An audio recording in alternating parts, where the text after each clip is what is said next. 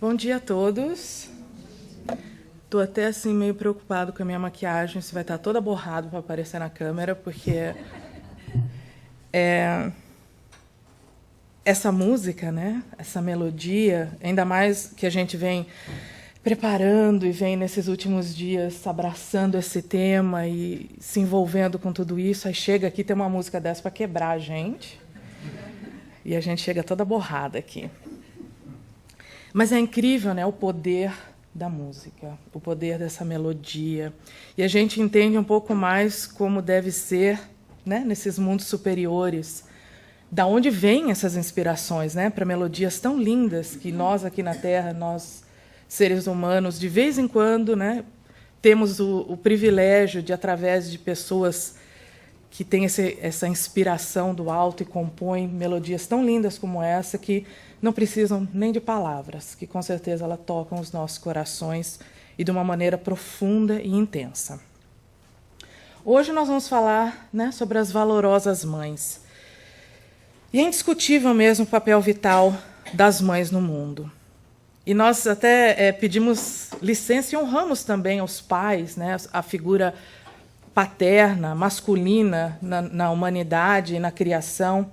Mas as mães, né, a força da figura materna é de importância vital no nosso mundo. Isso serve de consolo para nós, mães, aquele povo que, né, que dá duro com aquela criançada ou com a gestação. Isso é um consolo, a gente fala assim, não, pelo menos, né, nós somos mães, pelo menos nós temos, né, essas homenagens e tudo aquilo. E isso se viu de uma maneira muito, muito engraçada, interessante, como a gente vai de geração em geração passando isso, como que a gente descobre essa importância, né, da mãe, dessa importância da figura materna no mundo.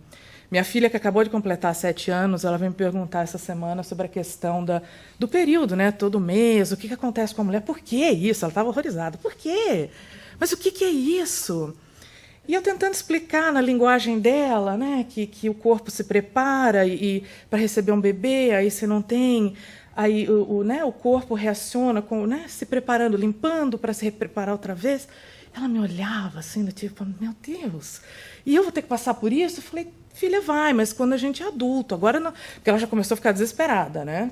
Imagina, na cabecinha dela, ela já ter que passar por tudo isso. Eu falei, não, filha, quando a gente fica adulta, isso acontece. Ela falou, porque nós temos as duas figuras de girls em casa, né? Eu e ela, aí tem o pai e o nosso cachorrinho, que são os 2 meninos da casa. Ela fala que nós somos 2 e 2, nós estamos equilibrados. Ela falou, mãe, mas e o papai e o Oliver? Também vão passar por isso? Eu falei, não, filha, é só menina. Aí, naquela linguagem típica, né, das crianças de hoje, it's not fair. Não é justo. Por que só a gente? Falei, é só o começo. Minha filha não quis nem aprofundar para não desanimar ela. E é por isso que a gente se abraça nessa coisa, mas mãe é muito homenageada. Nós temos essa coisa, esse reconhecimento para compensar tudo isso que a gente passa todo mês, toda uma vida, que a gente fala assim, não, mas pelo menos nós temos a possibilidade de ser mães ou de ser mulher e abraçar essa vida, essa condição com todo o amor possível. Tadinha, ela já começou a entender um pouco o que vem pela frente, né? Mas é uma experiência maravilhosa, essa questão da mulher e da maternidade, e de mãe em geral. Então, é indiscutível realmente esse papel, né, vital na humanidade, no mundo, né, o papel materno. E, à luz do Espiritismo, isso ainda se amplia muito mais. Nós percebemos, então, que as mães, né, que a mulher, ela participa como co-criadora, como doadora, como uma geradora de vida através da reencarnação, esse processo que nós ouvimos tanto falar dentro da doutrina espírita. E essa reencarnação, né, todos nós sabemos que é de extrema importância para a nossa evolução. E é através do ventre da mulher, né, do útero, desse momento de uma grandiosidade inexplicável, ainda para nós, que se dá essa reencarnação, que se dá esse renascimento do corpo físico, recebendo esse espírito novamente para mais uma experiência. E a gente percebe que aquele dito, né, quanto mais eu sei, eu percebo que nada sei, é que nós percebemos que esse processo da reencarnação, a gravidez, os bebês, que acontecem desde sempre, é uma coisa natural, né? Que a gente vai, engravida, tem. E quanto mais a ciência descobre esse processo, né, de um século para cá, que a ciência vem e demonstra como tudo isso acontece, nós percebemos a grandiosidade que essa coisa tão natural que é a gravidez, como é a grandiosidade das coisas terem que ser milimetricamente corretas, tudo acontecer numa sincronia tão interessante para que a gravidez aconteça, para que o bebê nasça, para que a vida se dê. Então, nós percebemos que a reencarnação, né, é um processo assim, de uma célula que se divide e aí se multiplica. E essa única célula, né, carrega toda essa informação do DNA, dos cromossomas, e é essa única célula que vai dar origem a diferentes células do nosso corpo. Os ossos, os músculos, o cabelo, o olho, os dentes, a gengiva, tudo é dado a partir dessa única célula, desse impulso de vida que se dá, e aí o bebê se alimenta, cresce dentro desse útero, dentro desse ventre, e chega ao mundo. Então é um processo que, embora natural, que aconteça todos os dias, desde que nós nos conhecemos, né, por gente nesse mundo, é de uma grandiosidade, né, que quanto mais a gente para pensar, mais em êxtase nós ficamos em perceber a grandiosidade desse processo, desse milagre. Eu, às vezes, procuro não usar tanto essa palavra milagre, né? Porque nós sabemos que tudo tem uma explicação, mas é no sentido de ser grandioso, de deixar a gente assim num estado de graça, né? É muito bonito, realmente, como que tudo isso acontece. E, através das vidas sucessivas, nós, os espíritos, nós vamos nos alternando em diferentes papéis. Umas vezes como mães, outras como pais, filhos, irmãos. E, dessa maneira, nós vamos vivenciando diferentes experiências. Nós vamos adquirindo novas virtudes, aprendendo novas coisas, e isso vai fazendo com que a gente cresça de maneira, né, diferente em cada experiência. Isso é que nós trazemos com a nossa bagagem, né, em todas as encarnações. Mas é realmente na condição de mãe que o espírito desenvolve o mais alto sentimento de amor que nós, hoje, aqui nesse planeta, na Terra, nós conhecemos. E a gente escuta, parece até aquele disco furado, né, principalmente as mães, logo no princípio, né, de terem os bebês, essa surpresa que há com esse amor, que ainda não era conhecido, como a gente tem uma percepção diferente do que seja esse amor. E a gente aprende a redirecionar a nossa felicidade. A gente começa a ficar feliz através de um outro ser. Então, aquele bebê ou aquela criança, quando ela está feliz, nós estamos felizes. Quando alguém faz um agrado para um filho, nós nos sentimos agradados e felizes. Então, a gente começa a perceber esse amor incondicional que todos nós sabemos que um dia nós vamos, graças a Deus, ter um pelo outro, sem sermos pais e filhos, nós vamos ter um pelo outro simplesmente porque nós somos irmãos em Deus. É esse tipo de amor que nós estamos devagarzinho aprendendo a sentir, a conviver com ele e, num futuro, por todos nós. Então, é esse amor que a gente vai vivenciar essa felicidade, esse sucesso, através da felicidade e o sucesso do outro. E a gente vai perceber que não importa mais a gente ser bem-sucedido somente a nós. Essa noção de individualidade cresce e desaparece. O que vem, então, é esse senso de amor em geral. E é através da maternidade que nós vamos experimentando um pouco do que seja esse amor mais alto, esse sentimento incondicional pelo outro, por aquele outro ser que independe desse nosso espaço físico. Aqui o nosso coração bate fora do nosso corpo, não é? E nós vemos, então, que as mães, né, são esses heróis anônimos que constituem verdadeiros anjos da guarda em nossas vidas, que, de uma maneira ou de outra, vivem, né, por esse ser que lhe foi dado. Vivem cuidando, vivem administrando, de alguma maneira, se doando a esse ser. Nós percebemos que há pessoas que passam pelo mundo e deixam um rastro de luz. Pessoas nobres que vêm com uma missão muito grande. Nós vemos Sócrates, Gandhi, Martin Luther King, Chico Xavier, entre outras personalidades que já tiveram aqui no nosso mundo e deixaram esse rastro de luz e uma mensagem grandíssima e um exemplo para a nossa humanidade.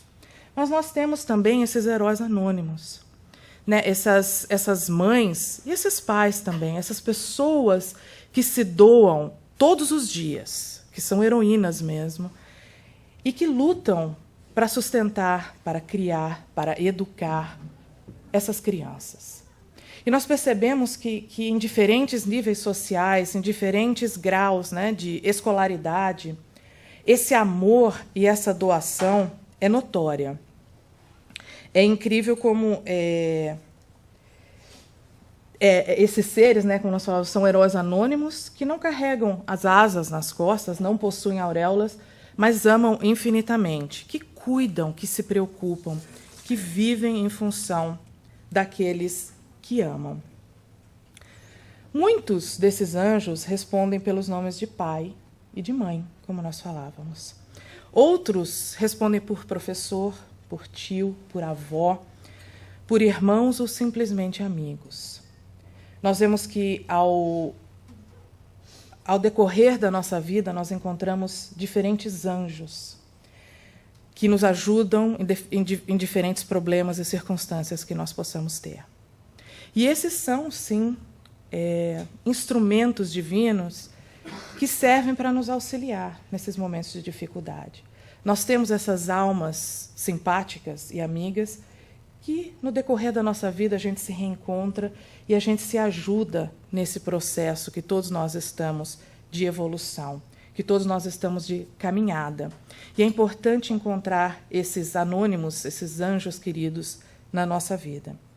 Eu vi, há umas 2 semanas atrás, num canal brasileiro, um programa, uma reportagem sobre um menino muito carente no Brasil.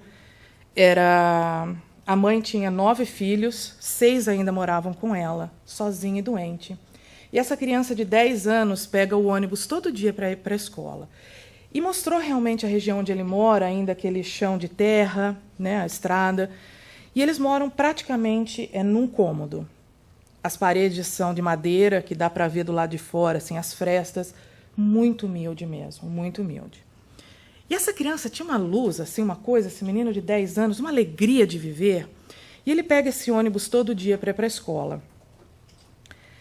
E como ele tem essa personalidade muito aberta, ele acabou pegando amizade com o motorista. O motorista do ônibus, um jovem, assim, um rapaz jovem até, dava muita atenção para esse menino, percebia como ele era, né, a situação carente, começou e comprou um livro, comprou um caderno, comprou um lápis, coisa que para a gente, a nossa realidade, parece que ninguém precisa disso. Quem que vai precisar de dinheiro para comprar um lápis? Quem que não tem dinheiro para comprar um lápis? Tem muita gente nesse mundo ainda que não tem condições de comprar um lápis. E esse motorista, que todos nós podemos imaginar que não seja a pessoa mais rica do mundo, foi e começou a comprar, de pouco em pouco, um materialzinho escolar para essa criança. Comprou até uma mochila, que isso foi um big deal, né? Aquela coisa, uau, ele ganhou uma mochila. Para ele foi uma coisa assim. E ele fez isso de uma maneira anônima. Ele via o menino todo dia e tinha esse convívio com essa criança dentro do ônibus a caminho à escola. E uma moça que pega essa mesma linha nesse mesmo horário percebeu isso e um dia achou isso tão bonito, tirou uma foto e colocou numa rede social e explicou o que ela presenciou, e lógico que isso virou uma grande, né, notícia, todo mundo compartilhando aquilo, achando isso muito bonito, até que o canal de televisão fez uma reportagem no jornal sobre isso, e eles acabaram indo para esse programa aos sábados, acho que é do Luciano Huck. E eles têm um quadro que fala, é agora ou nunca. Você tem a oportunidade de ganhar um prêmio em dinheiro, e é uma oportunidade única que você tem ali. E a mãe dele, doente, dessa criança, não poderia comparecer. E esse motorista foi, como esse anjo dele. Foi, e foram provas difíceis, e ele conseguiu, de uma maneira estranha, milagrosa, na primeira tentativa, ele conseguia passar por aquela prova, ele acabou ganhando R$30 mil para essa família, que é muito dinheiro. Principalmente uma família que vive 6 crianças com uma mãe doente, com o salário mínimo, R$700. Então, a doação, a alegria desse moço, desse motorista, de poder ajudar, e começou com uma troca de olhar dentro do ônibus, sem nenhuma pretensão, uma tensão. Agora você imagina, ele podia estar estressado com o trabalho, com o calor, ficar aguentando aquele entra e sai de passageiro, irritado com o trânsito, com uma criança ainda que quer ficar toda amiguinha, ele já podia ter dispensado esse menino há muito tempo atrás. Mas a índole, a essência dele foi muito maior que isso. E ele deu essa atenção um dia, e isso cresceu até chegar a esses R$30 mil, que nós não estamos falando do valor monetário, mas é o que isso significa na vida dessa família. Então, são heróis anônimos, são pessoas que se dão, né, esse tempo e conseguem mudar a vida de alguém. Por um olhar, por um lápis, um caderno, um telefonema, são coisas que cada um de nós podemos fazer, né? Cada um de nós temos essa capacidade de sermos essa imagem, essa pessoa que pode fazer a diferença na vida de alguém. Entre esses anjos que Deus nos concedeu para amenizar as nossas dificuldades, estão as mães, essas que guardam os nossos sonhos, né? São tutelares das nossas lutas, dos nossos acertos, dos nossos desacertos. A mãe tem aquela coisa de que ama incondicionalmente. Prova disso é a gente ir, né, no dia de visita na porta de uma cadeia. Nós percebemos do lado de fora quantas mães estão aí. Independente do que os filhos fizeram, independente do que eles estão pagando, né, pelos crimes, pelos erros que eles fizeram, essas mães são mães. Ali dentro estão seus filhos, independente do rótulo que eles carregam hoje e do que eles vão ter que se reaver com a sociedade. Mas aí estão as mães que estão, né, ao nosso lado, nos acertos e nos erros na nossa vida. E não importa se ela seja rica ou pobre, culta ou analfabeta, se ela é professora ou boia fria. São mães, são pessoas que se importam e cuidam. O exemplo disso nós vimos uma vez numa palestra do Divaldo Franco, onde ele fala de uma mãe que mora lá em Salvador, que trabalhava naquele elevador Lacerda vendendo acarajé, fazendo e vendendo acarajé. Mãe, solteira, criou seu filho sozinha. E esse menino tinha o desejo de ser médico. E ela ficava muito feliz com aquilo. Trabalhou uma vida inteira, vendendo acarajé, com muita honestidade, e pagou os estudos do filho. Um filho muito dedicado, um filho muito estudioso, se forma em medicina. E no dia da sua formatura, ele abraça a mãe, agradece de uma maneira profunda, mas lhe pede que, por favor, ela não vá naquela cerimônia. Porque ela é uma pessoa muito simples e aquilo poderia lhe causar um pouco de vergonha, de constrangimento. E ela não vai. E ele, daí para frente, começa a se afastar cada vez mais da mãe, se torna um médico muito bem-sucedido, tem a sua família, seus filhos, e ela praticamente perde o contato com ele, segundo esse relato com Divaldo. E Divaldo fala sobre essa questão admirável do sentimento que ela tinha no coração de dever cumprido, de felicidade pelo filho e pelo que ela tinha feito por ele. O dever cumprido, o coração leve de falar, eu fiz tudo o que eu podia para ajudá-lo nessa caminhada. Do que ele vai fazer aqui para frente, ou como ele percebe isso é dentro do coração dele, isso é a opção dele. Mas eu levo o meu coração em paz. E nós vemos aí esse amor incondicional, que não se revolta porque não teve o reconhecimento, que não se revolta porque não teve, né, os aplausos, ou não teve um obrigado, porque não foi remunerada, né, não ganhou nada com aquele trabalho que ela teve. É esse amor incondicional que só uma mãe pode ter mesmo, né? E dentre essas mães, tantas mães no mundo, estão essas mães que nunca engravidaram, que são as mães do coração, que são essas mulheres que adotam filhos de outros úteros e amam profundamente essas crianças. Independente da cor da pele, da sua origem, as mães adotivas abraçam esses seres de uma maneira admirável. E nós que, de alguma maneira, somos mães, né? Nós que já tivemos, aquelas que já tiveram a oportunidade da maternidade, entendemos esse amor, porque cresce, né, dentro de nós e desenvolve aquele sentimento para essa criança. Então é admirável, ainda mais aquelas que não geraram, não sentiram esses movimentos dentro de si, amarem dessa mesma maneira essas crianças que chegam até elas, né, que dão esse amor, esse lar, essa oportunidade de viver dignamente, sendo amado, sendo cuidado por uma família, por uma mãe ou por um pai. E essas mães, né, de uma maneira admirável, vêm aportar ao mundo esse exemplo de amor e de doação também, de uma maneira incondicional. Nós queremos homenagear, de maneira profunda e humilde, as mães de crianças portadoras de alguma deficiência, seja ela motora, seja ela mental.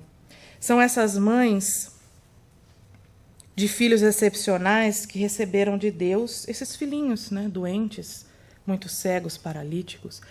Há um dado que diz que a cada ano, aproximadamente 100 mil crianças, ou 100 mil mulheres serão mães de crianças portadoras de alguma deficiência. E essas são mães especiais, não de crianças especiais. Ela tem que ser uma pessoa especial, de um coração tão bom, para ter essa coragem, né, na hora do planejamento, de receber essas crianças. Porque para a gente que temos a felicidade, né, o privilégio de termos filhos saudáveis, a gente olha e fala assim, nossa, graças a Deus saiu da fralda. Não tenho mais que me preocupar com fralda, a minha menina já vai e faz tudo sozinha. Ai, não vejo a hora de que tenha 16 anos, que possa dirigir, eu não tenho que ficar dirigindo para cima e para baixo, graças a Deus. Não vejo a hora que se forme na faculdade para eu ficar mais tranquila. E não vejo a hora, e não vejo a hora. Essas mães vão ter um bebê, em muitos dos casos, por uma vida inteira. Vão trocar a fralda, ou vão dirigir, ou vão cuidar, vão dar de comidinha na boca por uma vida inteira. E mesmo assim se comprometeram a isso. Então é de uma grandeza de alma e de coração que é lógico que muitas se sentem cansadas, às vezes frustradas, e que não é fácil, não é um mar de rosas. Mas elas assumiram esse compromisso. Elas não fugiram desse compromisso e recebem essas crianças com tanto amor, é uma maneira admirável, né, de doação e de desprendimento de si mesmo em receber essas crianças que tanto precisam de estar nesse mundo, de estar nessa reencarnação, passando por essas diferentes dificuldades, para se aprimorar, para se lapidar, para esse espírito poder voltar de uma maneira inteira, de uma maneira saudável e vivenciar esse progresso. Nós, dentro do Espiritismo, sabemos disso, da necessidade, né, dessas reencarnações muitas vezes acontecerem dessa maneira. E essas mães que se prontificam a recebê-los são especiais. Trazem no coração essa luz necessária e esse amor necessário para ajudar nessa evolução. E o que dizer também das mães que retornaram ao mundo espiritual? Esse amor, né, que constrói uma ponte que vai ligar esses dois mundos para que eles possam continuar velando por seus filhos queridos. Nós vemos aqui um exemplo do que foi no filme do Chico Xavier, dessa história linda, né, dele com a sua própria mãe. Ele perde a mãe aos 4 anos e tem esse convívio com ela que o visita em espírito. E muitas figuras maternas, cada um de nós conhecemos, que ainda nós sentimos essa falta delas, e nós temos certeza desse cuidado, desse elo de amor que nos liga ainda, mesmo elas estando no mundo espiritual. Isso se dá muitas vezes, se comprova muitas vezes nas reuniões mediúnicas, né, de resgate, de desobsessão, onde a figura materna sempre está intercedendo pelos filhos que muitas vezes décadas, né, séculos, estão presos com os corações duros, nas sombras, na revolta, e nós vemos a figura materna uma e outra vez pedindo por esses filhos, ou a figura materna até é usada para que esse espírito se deixe ajudar, se toque e abaixe um pouco a guarda e possa ser auxiliado e resgatado desses desses lugares de dor e de sombra. Então, essas mães não deixam de ser mães porque o corpo, né, a matéria se foi. Esse amor que une a todos nós é eterno e vai além do corpo físico. E continua, né, essa ligação e esse amor acontecendo.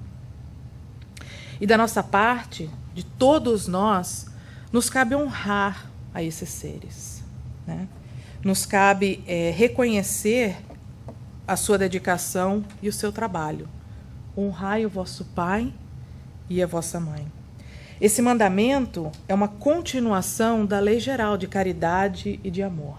Como é que nós podemos amar o nosso próximo se nós não conseguimos estar bem, né, com os nossos pais, com as nossas famílias, com aqueles mais próximos de nós? Como nós queremos salvar o mundo se dentro da nossa casa ainda nós não conseguimos limar as nossas diferenças? E nós sabemos que a família, né, o núcleo familiar, na grande maioria é onde nós temos as maiores lições, as maiores provas para que a gente possa progredir.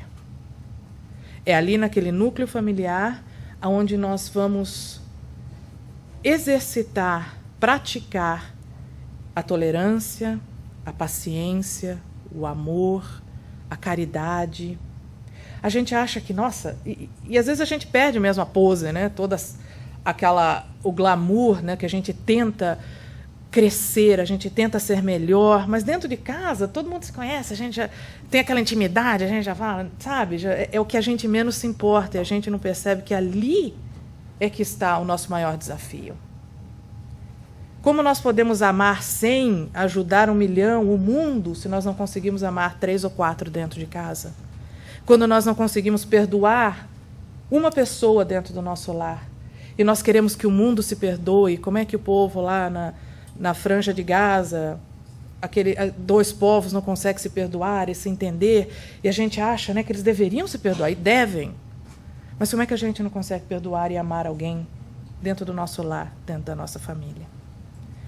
O honrar pai e mãe vai muito além do que simplesmente respeitar o pai e a mãe, mas vai em ajudar, vai ter essa gratidão, essa piedade filial. É um dever de cada um de nós cuidar e reconhecer essas figuras que dedicaram, né, uma vida inteira para nós.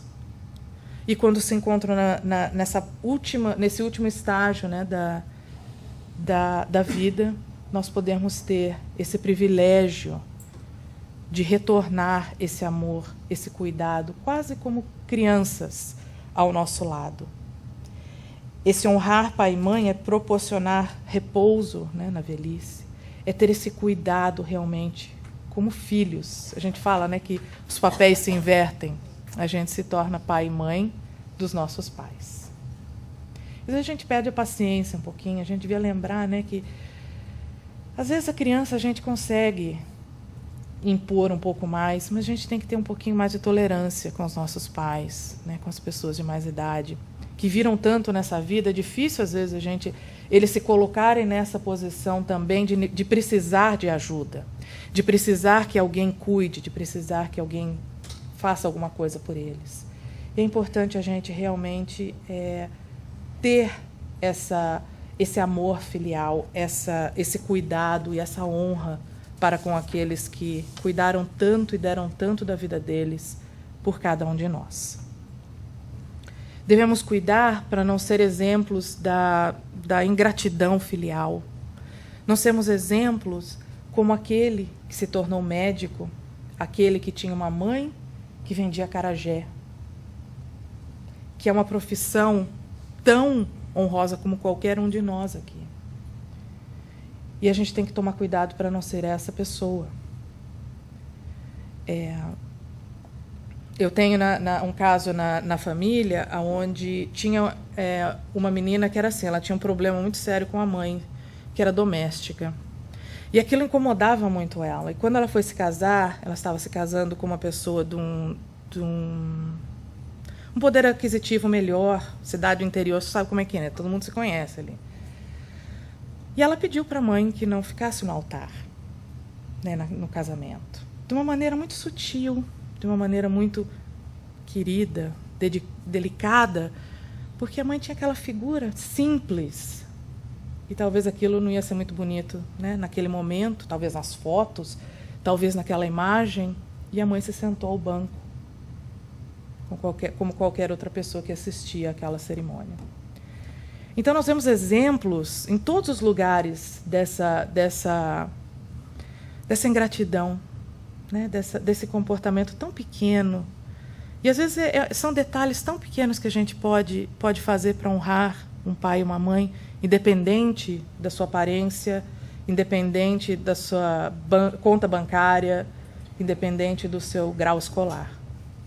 Nós temos obrigação, dever de honrá-los e respeitá-los sempre, assim como nós gostaríamos de ser respeitados em qualquer estágio da nossa vida. E preparando esse estudo, esse pequeno estudo, me veio a lembrança de quando assisti aquele filme A Paixão de Cristo. E muito se comentava desse filme na época, de como foi feito, de como era as cenas fortes do filme, o sofrimento de Jesus, como ele foi retratado, do sangue, né, aquela coisa bem hollywoodiana da Paixão de Cristo. Eles realmente foi assim, você espremia a tela do cinema, escorria, era muito sangue, era uma coisa assim muito forte. E eu assistindo tudo aquilo, o que mais me chamou a atenção naquele momento foi o olhar de Maria. Foi como ela passa por aquele filme inteiro, aquelas cenas de horror que todos nós sabemos, muitos de nós presenciamos, e ela passa com aquele olhar de mãe. Não só ela vê o Cristo, né, o Cristo Redentor, esse Cristo de cada um de nós que nós amamos, sendo injustamente condenado, crucificado, julgado. Mas, além de tudo isso, era a mãe vendo um filho sofrer. Então, o que mais me chamava a atenção, né, dentro dessas cenas, era esse olhar de Maria. É esse olhar das mães que estão nas portas das cadeias, indo visitar um filho. São as mães que sofrem quando o filho está no hospital. São as mães que não veem além do que seja aquele ser que ela gerou, que ela adotou, que ela abraçou como sendo seu. Tendo a consciência que são também filhos de Deus. Mas a gente esquece tudo isso quando eles estão no nosso colo. Quando nós temos essa criança no nosso peito, seja ela do nosso ventre, seja ela de onde for, quando nós temos esse ser no nosso peito, é nosso. É um amor indescritível. E perceber o que ela pode ter sofrido é o sofrimento de tantas hoje, num dia como hoje. Nós vemos a tragédia que aconteceu no Nepal, esse terremoto, parece que teve um segundo tremor que aconteceu. Quantas pessoas, quantas mães estão sofrendo? Quantas mães ainda sofrem no Haiti? Quantos anos houve aquele terremoto e tem pessoas vivendo em barracas temporárias até hoje? Quantas mães não têm a comida na mesa nesse domingo de manhã? Quantas pessoas nesse mundo ainda sofrem porque não têm o que comer, porque não têm uma roupa para colocar? E aí nós percebemos que todos nós, sem exceção aqui dentro, somos privilegiados. Nós temos muito que agradecer, seja pelo nosso corpo físico, seja pelo que nós possuímos, pelo que nós já sabemos no dia de hoje. E nós temos muito que fazer com tudo isso, com tudo que a gente aprende todos os dias, a inspiração que o Evangelho, que o Espiritismo nos traz, essa força que às vezes se cria dentro de nós, fala, meu Deus, que coisa linda que você me apresenta, mas faça alguma coisa com ela quando a gente deixa essas portas do centro. Vamos fazer alguma coisa lá fora, dentro de casa. Não vamos deixar esse amor, essa força que contagia o nosso peito aqui dentro só. Vamos levar essa coisa boa para o mundo lá fora. Do mesmo jeito que Maria, que podia ter todas as razões para se revoltar, para se vingar, para ficar triste depois de ver todo aquele cenário com seu filho, ela não. Ela trabalhou o resto de sua vida levando essa mensagem desse filho, levando esse evangelho, essa boa nova a todos que queriam ouvir. estendendo a mão e adotando a todos aqueles que vinham até ela como seus filhos, vendo Jesus no rosto de cada um com quem encontrava. Assim foi Madre Teresa uma vez, quando lhe perguntaram: você não tem receio, você não tem nojo, literalmente nojo, de cuidar desse homem? E era um leproso, né, nos seus braços, que cheirava mal, que tinha a pele já toda desfazendo, e ela acariciava-o e falava: você não vê? É Jesus. Eu vejo Jesus em cada um que precisa. E é assim que cada um de nós um dia vamos ver a Jesus em cada um que precisa, seja precisa de um copo de água, seja precise de um hospital, de um lápis, de um caderno, de uma mochila. Nós vamos aprender a ver Jesus em todos os lados. E Maria foi esse grande exemplo, de deixar esse sofrimento para trás, de pegar o de melhor que ele veio nos trazer e fazer com que isso se multiplicasse e plantar essa semente que até hoje floresce, que é o Evangelho, que é a Boa Nova, que é esse amor e essa atitude de mãe. E mesmo hoje, né, Maria vem olhar por nós, vela pelas nossas lutas, pelo nosso planeta, como dizia a Rosana, como uma grande mãe, como uma grande amiga, e é dessa maneira que ela cuida de cada um, né, nesse planeta, orando e olhando por cada um de nós. Então, hoje, nós gostaríamos de convidar a todos que nós pudéssemos fechar os nossos olhos por alguns segundos e lembrarmos de todas essas figuras maternas, mães, avós, tias, uma professora, uma amiga, um professor, um amigo, um anjo.